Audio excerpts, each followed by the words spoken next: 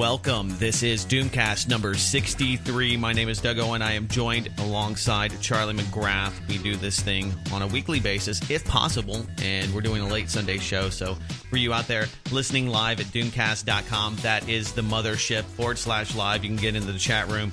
Of course, we're on iTunes, YouTube, Charlie's channel, probably the most or best place to comment and have dialogue, and there's a lot of cool stuff that you will find out about the show during the show. So let's get right to it. What's up, Charlie McGrath? Welcome to this week's edition. We finally made it here.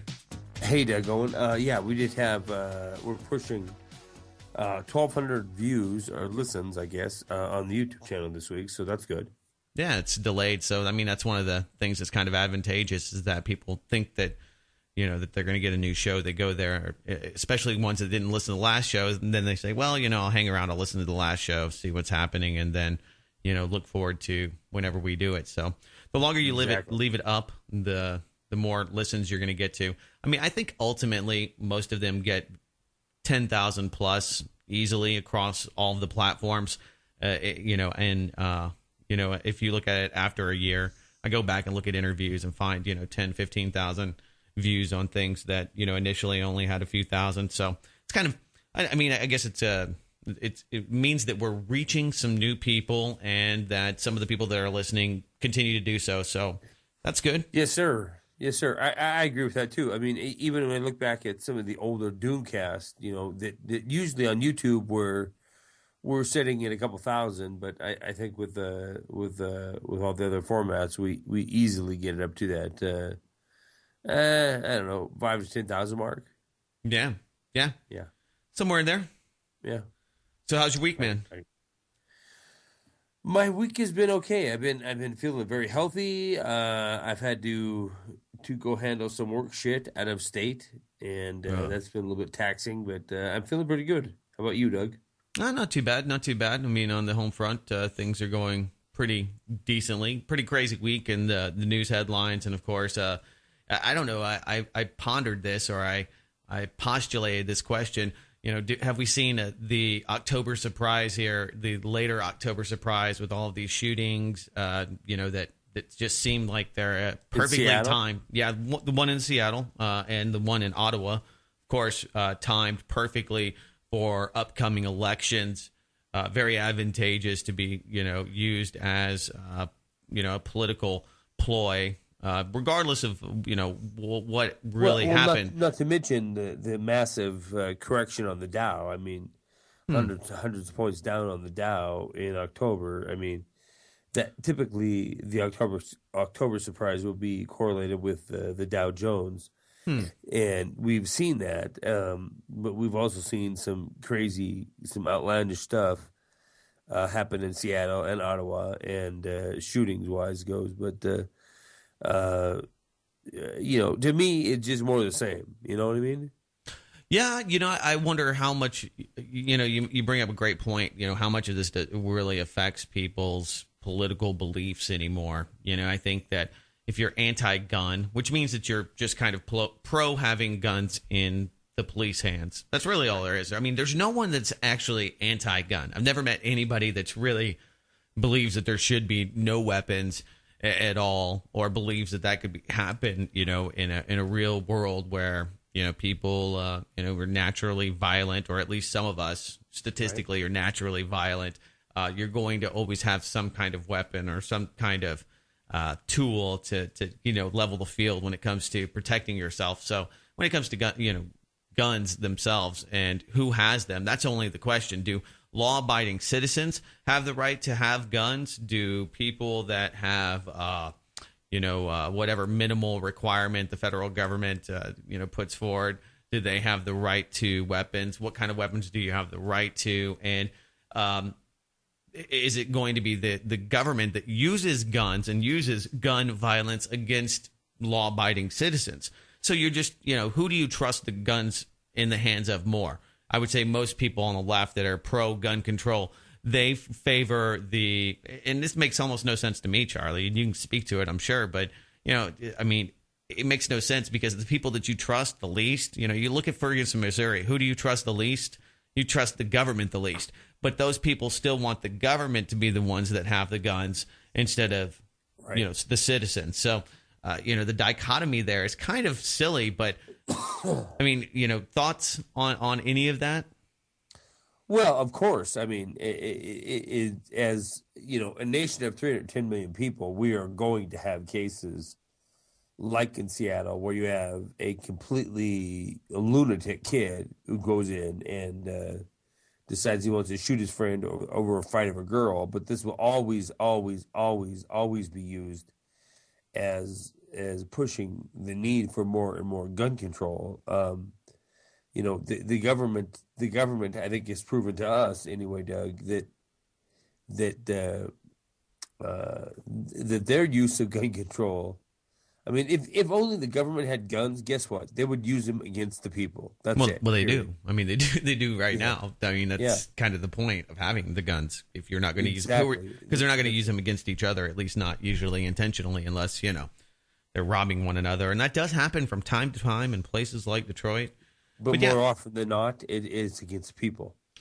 Yeah, our producer for the Doomcast show, producer Craig33 on Twitter, however you throw that out there with the handle, he's been working diligently fighting tyranny, and as he calls it, all happened in his area too. Yeah, the last two 594. He's been going to the part of the campaign to vote no on Initiative 594, which is the piece of legislation that curtails Second Amendment rights and puts just more restrictions and more heavy-handed government in the process of you being able to buy a firearm, deterring people from doing this and just making it harder. You can look into all the details, but as soon as the shooting happened, boom, it's the talking point. See, this is why, and that's a political football. I mean, they really do, and not only that, but you also have the Health Modernization Act, where they're wanting more and more mental health, more and more government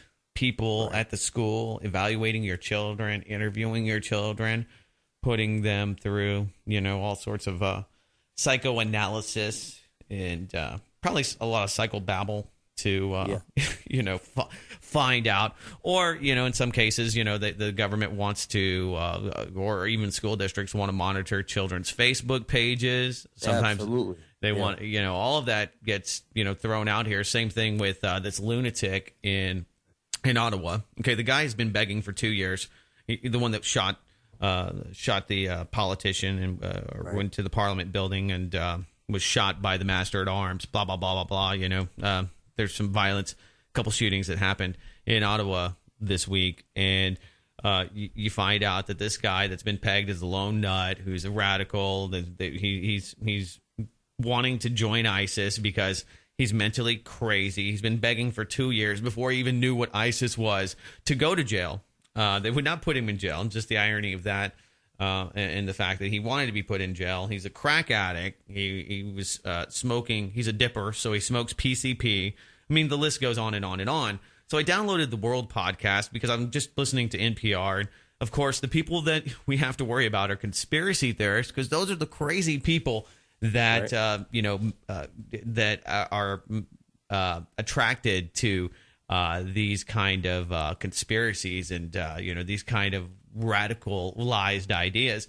But at the same time, I mean, they completely forget that the guy that jumped the fence just a few weeks ago, he wanted to warn Obama about climate change, about the atmosphere. So that's you could juxtapose that to people that are freaked out about global warming, climate change, all of the other things that are scaring them, and the government is using to scare them. Ebola. I mean, it becomes this, like I said before, a convenient way to demonize people that are critical of the government, that are speaking out about policies that we don't like.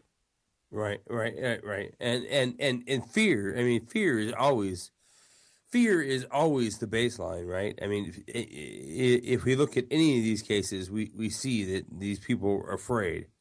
They're afraid of global change. They're afraid of fracking. They're afraid of the next big thing coming. As far as the shooter in Ottawa goes, I don't know. I haven't read enough into it to see what his big fear was. If it was climate change or if it was whatever. But we can promise that we will have more and more and more of this, Doug. Well, yeah, and I mean, honestly, it doesn't really matter what the government will like to know that, and they'll use that as a talking piece. What was his ideologies? But to me, it doesn't really matter. I mean, if you're crazy, anything can drive you crazy. Point being that, if you're crazy, maybe it's a conspiracy theory that drives you crazy, or maybe it's, the constant hum you hear in your head, and that's why you had to kill your mother. I mean, whatever crazy scenario it is, it really doesn't matter to me. You can't just kill people, period. It's really the act. I don't get caught up in that, the intention. I think that the one thing that we could take away from this week is that fear is, I'm just overwhelmed with it. I'm just so tired of everybody being so fearful. I'm glad to see everybody kind of gearing down on Ebola. Last week, a lot of criticism. Doug, you don't understand it. Ebola's bad. It's really, really, really bad. Well, even with the incompetent government that only has more tyrannical, solutions and options for the future to prevent Ebola, and just crazy amounts of money and power being given to the Department of Homeland Security, the CDC, the World Health Organization. Even with all of that incompetence and bad. I mean, I saw this, the NYPD cops, you probably saw this. It was a shock image, but they went to this place that allegedly had Ebola. Yeah, in New York. And they got video of the cops taking off their Ebola biohazard suits or rain slickers or whatever these things are, their goggles and crap. Right. And throwing it just into a trash can, along the street. And it's like, whatever. And you realize, I mean, even with this, okay, perfect example, Michael Duncan's Ebola puke. Remember, they were spraying that puke with the pressure washer all over the parking lot, all over people, some illegal immigrants. Even with all that, not too much Ebola. You would think there'd be more.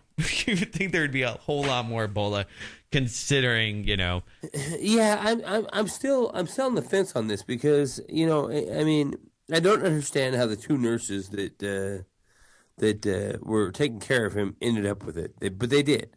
And I think the government shot them up with some Ebola probably when they were sleeping.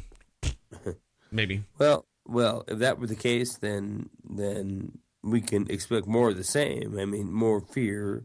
Well, I mean, yeah, I would. Okay, but even with all of that, and even with I think gross negligence of all of it. It hasn't just spread so virally like so many people, I think, were afraid that it would. Like, it would just be contagion and that we would see. And number one, not just the amount of people actually contracting it, but here in the U.S. having, a 60, 70, 80, 90% mortality rate or something to that like.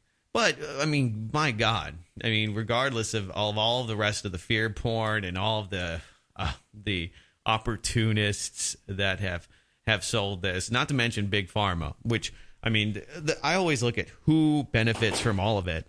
And the more people freak out about it, the more people are, clamoring for solutions and the government to help. It's just like, it's just this huge it could be, in the aggregate globally, like $1 trillion or more that people spend on all of these useless vaccines that'll come out. And this is the big thing.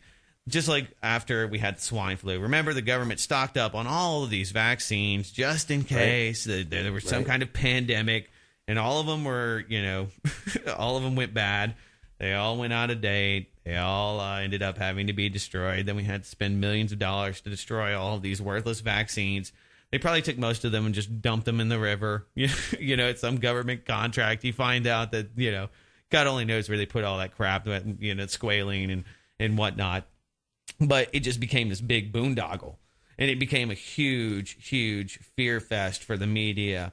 And that's usually. I mean, if it does turn out to be something that brings on a huge plague, Spanish flu, pandemic type stuff, then there would be a lot of people in government, honestly, that would be really happy about it. There's a lot of people that are the John Holdrens out there, the current Ebola czar, as people are calling him now, the Ebola czar, probably wouldn't mind half of the population, 1 billion less people in Africa. So I think that's why a lot of us are very skeptical. And I'm in the same boat with you. I mean, I'm on the fence, I guess, as far as, the origin, where this came from, how it would be used.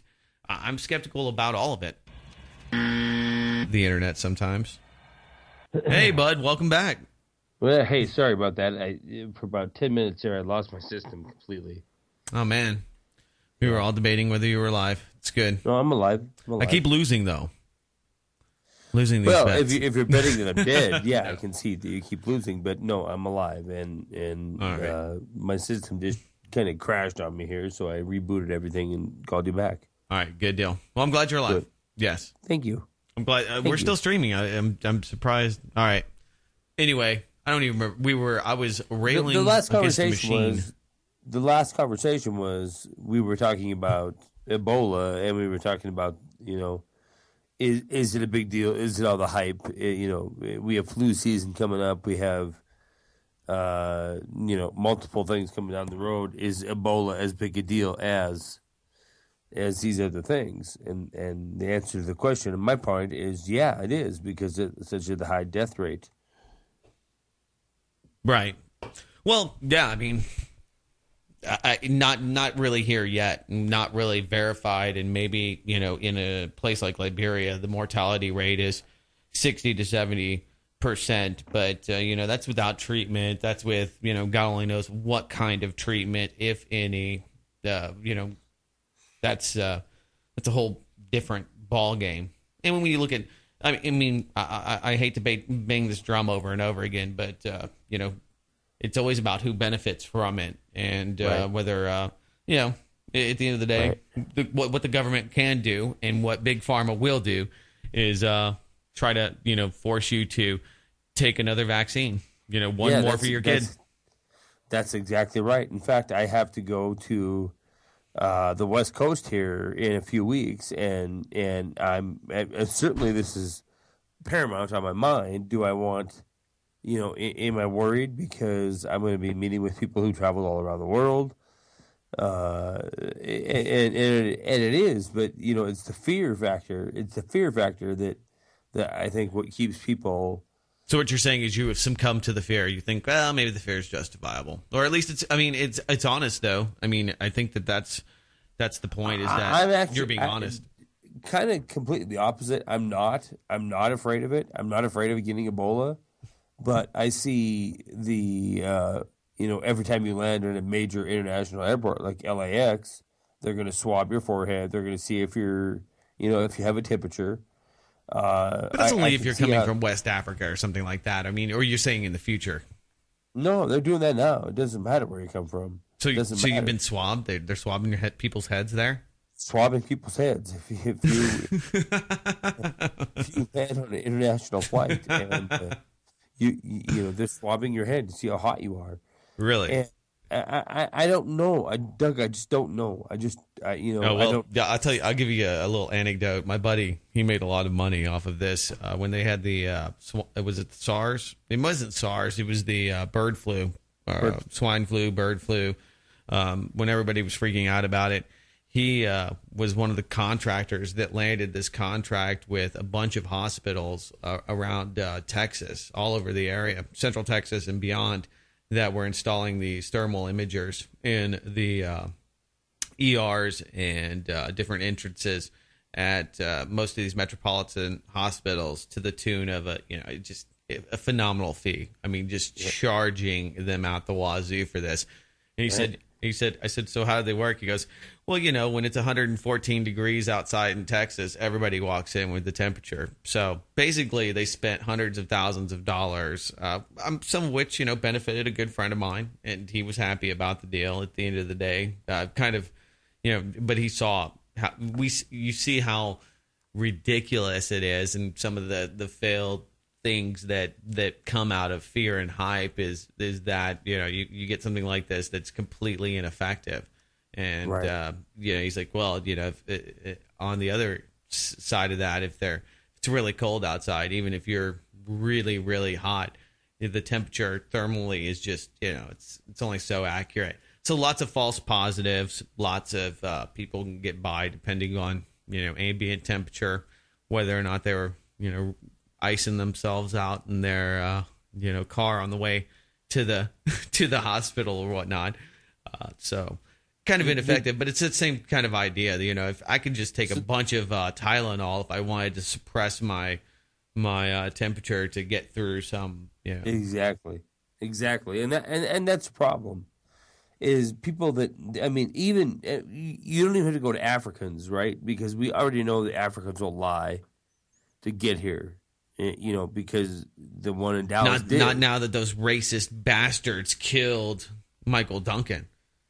Yeah, that was the big thing. What was that, Friday? I just listening to some conservative talk radio in the family. But even the nurses that were involved with it, even these medical professionals who were involved with it, you would think, and even this Doctor Without Borders guy, you would think that they would put themselves under self quarantine and make sure they don't have it. They don't care. They don't give a shit. Yeah, I mean, I was watching this thing on the PBS NewsHour, and it was, I don't know if I told you about this, but they were showing this is the guy that it was a personal interest piece with one of the paramedics, EMTs, that was basically an ambulance driver that was carrying this girl and carrying people to the hospital that had Ebola.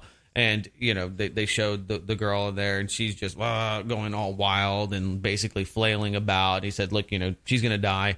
The hospital didn't have any spot for her, so he basically takes her back to her hut. And they have full-on biohazard suits, which, back to the slickers. I mean, they've got goggles and stuff. And they basically drop her off, put her in her house. But there's this little boy just sitting there, and there was like him and like three other friends. They're just hanging out right in front of the house. It's like, it's at night, and they're just standing there completely unfazed by these guys in a biohazard suit. They're just like, hey, just hanging out with mom over here. I mean, I guess, what else would you do? But Americans would be freaking out, running, like, they'd be gone if they thought that they're, even if their own relatives had Ebola. So even somewhere like that where, I mean, people just have no regard for themselves whatsoever. And that's what I've seen, is that the medical professionals don't seem to be taking it that seriously. It's very cavalier approach. Even when they know they have it, they're not taking it that seriously. Yeah, that's striking to me. Well, I mean, it makes me really it just makes me have more questions, really. Yeah. About what's really going on.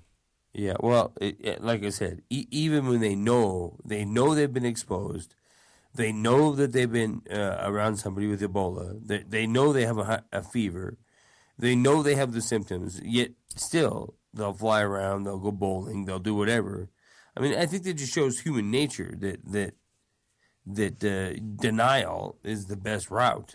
Denial is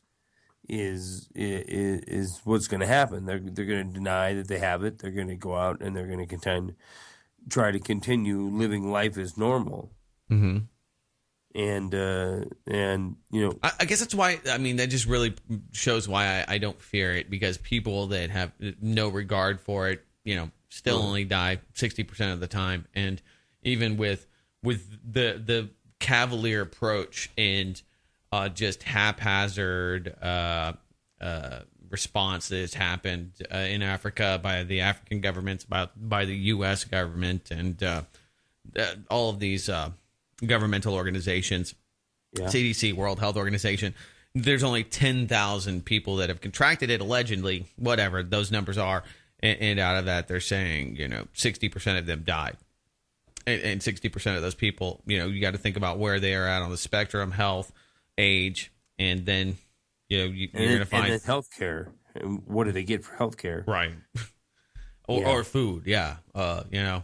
People that are starving are, a whole lot more susceptible. And that's the thing. I mean, when I saw the woman in this piece, she, didn't have an ounce of fat on her. I mean, she looked like she hadn't been eating for months, and her kids were, just at a subsistence level. But, you know, I mean, No, I get to agree with you on this. I have to agree with you on this because, when we look at the mortality rate, the 70% mortality rate, well, it isn't that in the U.S. It's well below 50% mortality rate when they're treated here in the U.S. And then the number of people versus the hysteria is absolutely beyond belief. We have 4 or 5 people that have it here in the United States, and we're ready to give up everything in order. Well, I mean, was it Connecticut? Or I think it's Connecticut that instituted a state of emergency. They don't even have anybody there that has Ebola. Nobody's died. I mean, and that was my point about what happened in Ottawa. Now, all of a sudden, because, people are shooting at politicians, they're ready to take all of your rights away. But when you get shot at by other citizens, they could probably care less about that, really at all. They don't care much when you get shot at. When they get shot at, they're ready to stop the world and take away all of your rights. It's very self-serving. That is my point. All of this becomes a very self-serving event for the powers that be. So, yeah. Well, it's interesting because I go to Canada quite a bit, and I'm taking a trip up there in the next couple of weeks, and so it'll be interesting to hear the man on the street's perspective of what went on in Ottawa. Was it a lone gunman? Was it a nut? Was it? Does it mean that the people of Canada can no longer have any kind of weapons? I mean, obviously that's what they're going for. Well, first they're going for having more surveillance, a heavier-handed, approach to profiling and trying to find out who's crazy. And that's, even with the huge system of surveillance that we have in the U.S., still very ineffective at figuring out when people are going to go crazy, because you just never know what it is that will tick somebody off to the point of doing something really, really horrible. And, you can try to legislate away crazy. Good luck at that. You can try to take people. I mean, I think that we should look more at, the psychotropic drugs, which I'm sure that we're going to find out that the, person that shot the other classmates over a girl there in Seattle. In Seattle, had a history of, being on antidepressants, probably seeing somebody about this. I mean, because that's always the MO. It's always something that's, going on much deeper. And, the government doesn't seem quick to want to do anything about those kind of issues, or, really reevaluating what we're doing. Even though I think that the man on the street, average people, are starting to question that a lot more. I talk to people a lot, and, in my doing service work, I talk to a lot of, just secretaries and other administrative people day to day, and, kind of get a finger on the pulse of what's happening. And more and more people are like, it's the crazy pills. It's the fact these kids are on drugs, that they're just, sugared up on all sorts of God only knows what, playing, or jacked up on SSRIs or anti-anxiety medication. Yeah, no, I agree with you 100%. Playing video games 15 hours a day, and other just, social issues that go along with, I think, really probably one of the biggest things that's not talked about, and that is the economy. When the economy is bad, people have to work 2 or 3 jobs to make ends meet. You don't get nearly as much one-on-one time. You have a lot more, social and societal problems when people are, not, involved in their children's lives. Not that, it's the only thing. There's plenty of wealthy, affluent Americans that have screwed up kids. Lots of rich kids that, are just as bad or just as neglected as anybody in the Fifth Ward. But well, yeah, let's be honest. Most of the kids, most of the kids that are in that age group belong to a family who is working 2 or 3 jobs just to make ends meet. Yeah, I mean that's the majority of the kids. Yeah. There's a lot of truth to that. It's a big problem, and it doesn't get addressed. It doesn't. When we look at the ones and zeros of everything, you don't hear people talking about those societal things that happen. Suicide rates are like, oh well, it's the guns, too many guns. Look at all these guns. Or that when they count the amount of people killed by firearms, they don't count all of the people that commit suicide with those firearms. Right. Because it seems that everybody's being shot by somebody, a crazed gunman. But if you count how many people do it to put themselves out of pain, how many of them are mercy killings and other things that that are self-inflicted that really aren't really gun violence. If it wasn't that, they'd be hanging themselves or something else. It's just more convenient. Or they'd be taking pills or whatever. They would just do it. They would it's just a method. So yeah, everything gets skewed. Craig and I talked in the previous 20 plus, veterans a day are killing themselves because of the shit they went through, and those don't show up as gun statistics. They show up as suicides, but not as gun statistics. Yeah. I saw this article and it made me think about just some of the stuff that I don't know if I should be freaked out about. You talk about Ebola and being overly freaked out about it, but I saw this from the London Telegraph. Rubber ducks can kill your sex drive, research finds. Rubber ducks, shower curtains, and fast food could be preventing women from becoming mothers because they contain chemicals which damage sex drive, a new study suggests. Really? Yeah. Phthalates, I don't know how you really say this. Phthalates, Phtalates. They are these chemicals that are found in plastics and makeup and all over the place, and it's basically making women sexually frustrated, uninterested, and this is actually being kind of effective, I would think, in at least slowing down the population. And everything's killing our sex drives. Those are the kinds of things I wonder, am I being way too paranoid about my shower curtains? Are my shower curtains poisoning me, or are my shower curtains really poisoning me? Yeah. Well, I can tell you this, that your rubber duck, your shower curtain, your tarp, just about anything that you see is made out of polypropylene, which is a direct, that is digging up out of the ground.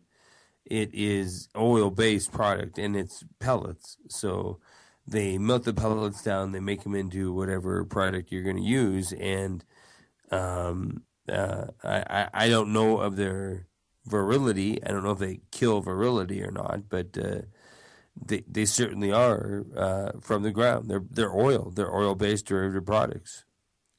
It's pretty ridiculous when you really think about it. Out of all of the things that we build this world off of, it's really all chemicals, gas. When you think about gas, you think about energy, but you're not thinking about plastics and PVC and all of the other really nasty things that we create. And it's all oil. I mean, it really, really is all oil. Unless you get into lumber building material, everything else is oil. You can find the. We could do it with hemp, man. We could do it all with hemp, bro. Yeah, bro. It makes me so mad. It's like, why can't we? Why can't we? We can. We could. We can, but it's $3 a gallon at the tank, and it's vast resources that stimulate the economy. So the odds of petroleum or even shale oil or things like that, fracking, the odds of it being put by the wayside are slim to none. Sorry for my voice tonight. It's a little harsh. Yeah, it is. It's okay. I mean, it's not bad. There we go. Oh, rubber ducky, you're the one. Yeah. You make bath time lots of fun. For David Rockefeller. Yeah. The Illuminati. Polypropylene whores. So anyway. Seriously, though, I mean, I sell products every single day around the country, around internationally. I mean, I even get up in Canada with it that is a polypropylene product, and it's nothing more than oil in a pellet that's melted and then strewn into sheets, and those sheets are woven, and that gives you your waterproofing effect of these products. And if it wasn't for oil, these things would not exist. Well, I mean, would they not exist, or would they just be more expensive? Can you create those synthetically now without oil? No, you'd have to create something completely different. Really? I mean, yeah, you would. You would have to create something. I mean, basically, you have bags of polypropylene, right? They're 50-pound bags of these plastic pellets, and you cut them open, you dump them into a hopper, and this hopper melts them to the point where it's a liquid pool, and out of this pool, you pull out strands of a polypropylene ribbon. It looks just like ribbon. Right. And then they weave these ribbon together. But there's a lot of stuff. There's a lot of other polymers and other synthetics and other, even synthetic oils that you could produce. I mean, you don't have to use an oil-based motor oil anymore. AMSOIL makes synthetic motor oils that they've been making for, going on, 100 years now? Somewhere in sure. that. The Germans used synthetic oil during World War II. Right. So, I mean, I don't think it's a worthless cause to bring awareness to it and say, look, there's other better things that I think are more viable, maybe a little bit more expensive, but wouldn't it be worth it? Wouldn't it be worth it if you didn't? Yeah, it definitely would be worth it. I mean, and I don't either. I don't know all the alternatives. I know what I deal with now. And that's but it's what's cheap, effective, and there's probably a hell of a lobby behind it. Absolutely, there's whole communist Chinese government behind it. You take it, Roundeye. You take your polypropylene. You take that polypropylene. And when you can ship full container loads over for $3,000, and that container is worth $80,000. This is like making crack. Yeah, exactly. All right, so you want to talk about 7 things according to KHOU, which is it's a big newspaper out of Houston that the middle class cannot afford anymore. Do it. I was just thinking this might be somewhat related to, I think, some of the social stresses and why people are kind of at their wits' end. And people are also coddled, and they believe that they're entitled to all these wonderful things. But this is the American dream, so whether you're attaining it or not, these are things that the middle class used to be able to afford, and they no longer can because of discretionary income.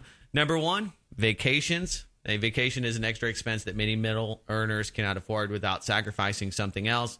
A Statista survey found that this year, 54% of people gave up purchasing big-ticket items like TVs or electronics so they can go on vacation. Others made sacrifices like reducing or eliminating their trips to the movies, reducing or eliminating trips to restaurants. 47% have eliminated movies. Okay, so movie theaters, that's something that I think is maybe a thing of the past. It's like the drive-in theater, just no longer relevant. Restaurants, I don't think they'll ever go out of style, but 43% of middle earners responding to this poll said that they're not going to be.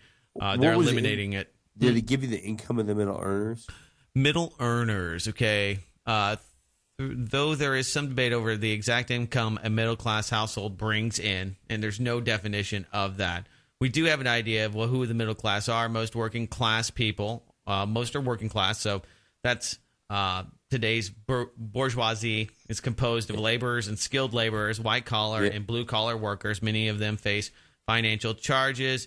Let's see. About Bill Maher reminded us, I hate this guy, that motor workers were paid about $50 per hour in today's money back in the 1950s. So when you put that in proportion, basically anybody that's earning, they consider $54,000 a median household income.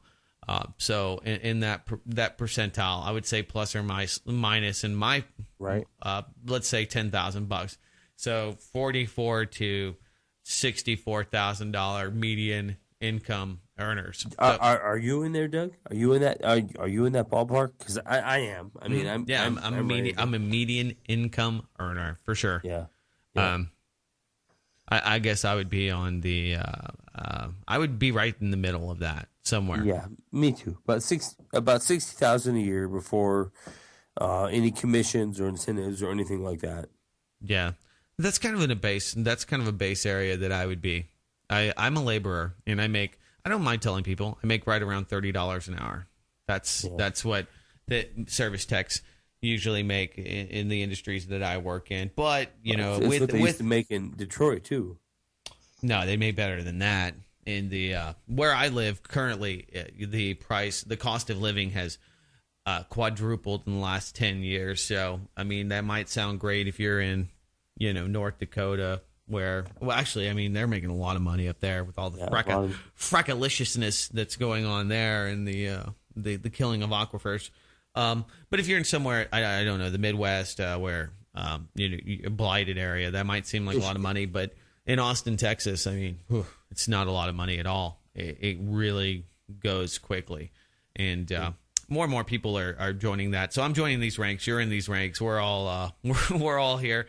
I'm like most people. I was doing a lot better 10 years ago than I am today financially. Absolutely. So absolutely. Yeah. Anyway, so vacations and other small ticket items, new clothing, things like that, were going to be eliminated so that people could go on vacation. So these are just the people that are saying, "Hey, look, I want to go on a vacation, so I'm going to cut out all this stuff, and so I can save up enough money." But they're still in that area. New vehicles, very few people who earn a median income can afford to buy a new car or truck. I'm there. I couldn't buy a new car or truck. I wouldn't want to because I'm 100% there. I'm 100% there. I No get a way. company vehicle, and if I didn't have that, I don't know what I'd do. yeah, this a new car priced at $32,000, paying upwards of $500, $600, $700, $800 for a car, depending on your credit rate. Not going to happen. Can't do it. Yeah. To pay off debt or not. These debt statistics come from debt.org. More than 160 million Americans have credit cards. The average credit card holder has at least 3 credit cards on average. Each household with a credit card carries more than $15,000 of debt on it. Not only do we have large amounts of credit card debt, we also have large amounts of student loans, mortgage, cars, and medical debts. Our debt is growing faster. I have a girlfriend right now who I love with all my heart, who's going to be my wife, who is in the middle of getting her RN and then moving forward to her LPN or to her nurse practitioner. So she's going to be so in debt for a long time. She's going to be $50,000, $60,000, $70,000 in debt. Yeah. By the time she's done. It's horrible. Boo. Sorry. Boo hiss. Sorry. If you go into debt for it, it's one of the things you should really carefully look at, because currently you cannot absolve yourself of that debt. And if you marry somebody, they can go after your finances, your tax returns. They can go after you for that. You become financially liable for student debt. It's one of those things that you can thank Bush for. Making it harder and harder for people to bankrupt, really under any circumstance, but very easy for companies and big companies to be able to do that. What's funny about that is I talked to a lawyer here not more than 2 months ago, and I told him my situation. I own a home. I'm ready to bankrupt. I'm ready to get out of this. Yeah, I'm ready. I own a home. I'm ready to get out of it. I have this debt. I'm ready to walk away from it. And actually, the answer was actually pretty easy. Just do it. Write down all the shit. Write down your income. Write down your assets, your liabilities, and file Chapter 13 and be done with it. Now, I never did it, but it's an option. So, I mean, it still is an option. Right, but you can't do that with your student loans. No. Student loans are a different thing altogether. Right. You could do that. Then it just depends on, if you want to pay, if you need things in the future and you don't have money. Right. See, this is the thing. If you have the ability to generate money that you can create and just, that you don't have to, get through an employer. If you're like a laborer, you can get away with that kind of stuff. You don't need to buy anything that requires credit for at least, a decade or so, 7 years plus. You can do that. But if you go to buy a car, if you go to buy insurance these days, that's where you get hammered. They're like, or rent an apartment even. Oh yeah, that's where you start getting really, really screwed. They're like, oh yeah, you got a great, really bad credit rating. Well, we've got a really phenomenal fee we're going to charge you because you're high risk. Exactly. And so, it's sometimes those things seem like a nice, easy way out for average people, I see your credit is $545. We're going to charge you, $1,000 a month more. You're high risk. Would if it was $745. All right, so paying off debt, not a lot of people are able to do it. Some people are trying to. Debt increased 70 times faster than income through 1980 to 2013 with the advent of the credit card. Oh, there was a time before credit cards, my friends. It was a time where, and then they almost became like, ooh, this status symbol. Ooh, I've got a credit card. Ooh, I remember that. Yeah. I definitely remember that. Yeah, growing up in the 80s, I definitely remember that. Mm-hmm. Suckers. So there's that, and they're creating money because they're actually creating debt, and creating debt allows the money to the money supply to expand. So basically, you have these credit card companies that are creating money themselves by creating debt because that debt has to be extinguished.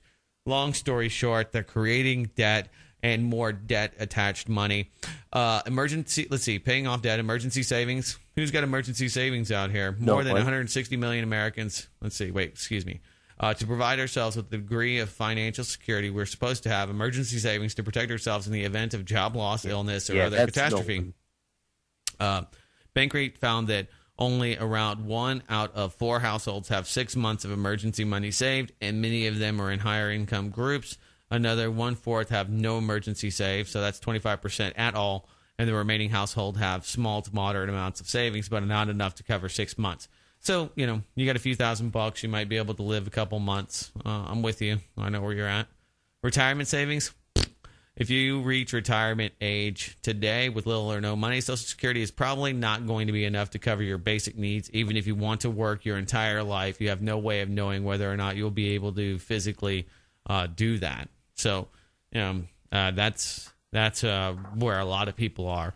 Where they get into this. That's where most people are. That's where most people are, and this idea that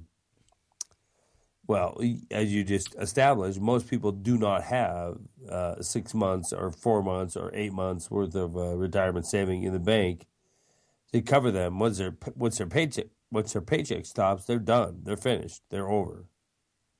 Right.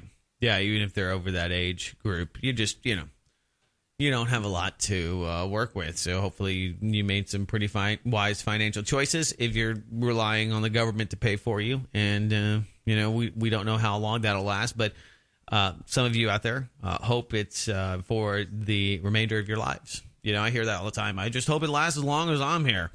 Yeah. Man, I hope I get a few bucks out of the deal because I've been putting in my whole life. Medical care. I'm pretty close to finding out if the VA is going to handle some of my medical shit that I've been going through for the last several years. The claim has been with them for 6 months, and now it's got an expediter on the case. So we'll see. That'll be something I can report here on Doomcast. You know what? Did I tell you the story about my friend that had he had this thing growing on his back? He had like a little cancer that was growing on the back, melanonian, or what do you call it?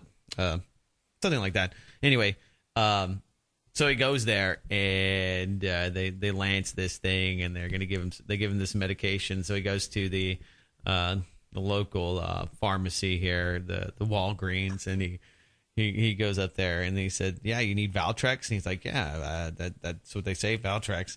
So he's looking at it. He's like, Valtrex, what is this for? And they're these pills, right? Well, the long short of it is Valtrex is herpes medication.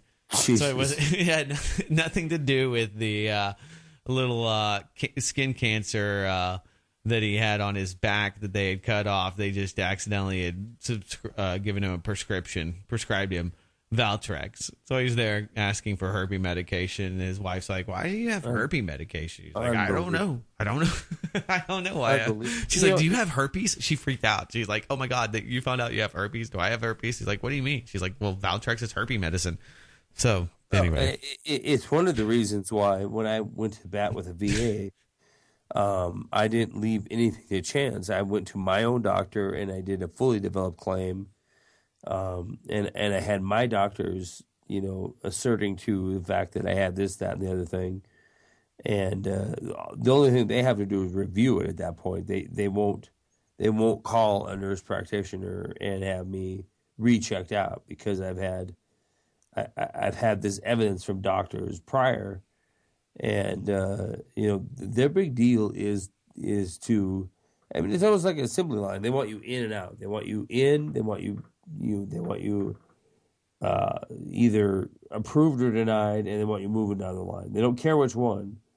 They just want you gone. So doing the fully developed claim was certainly, and I would say that to anybody.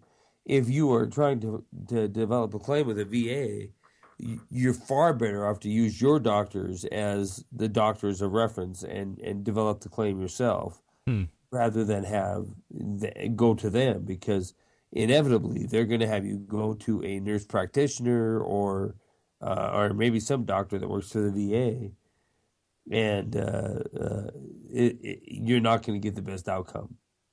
Right. Or better yet, just don't join the military, kids, because they just don't give a shit about you, really, at the end of the day. Once you're beat up and you're of no use to them anymore, you're just a liability. That's exactly right. Doug, you could not have said it better. I mean, that's exactly right. I mean, the best choice is just stay the fuck out of the military.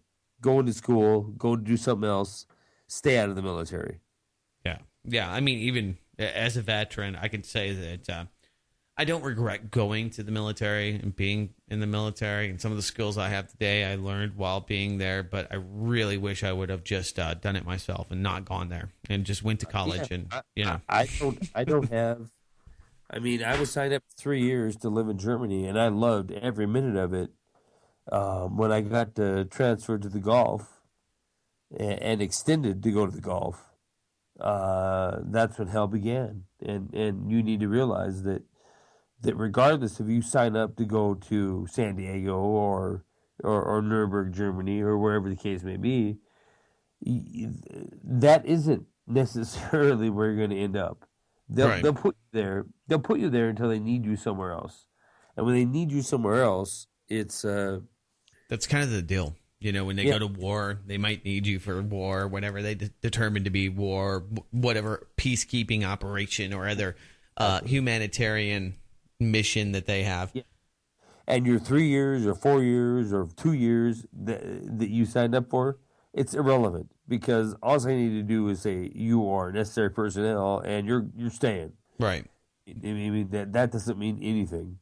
Right. Yeah. And sure, 99% of the people that signed up for a 2-year tour of duty got out in 2 years.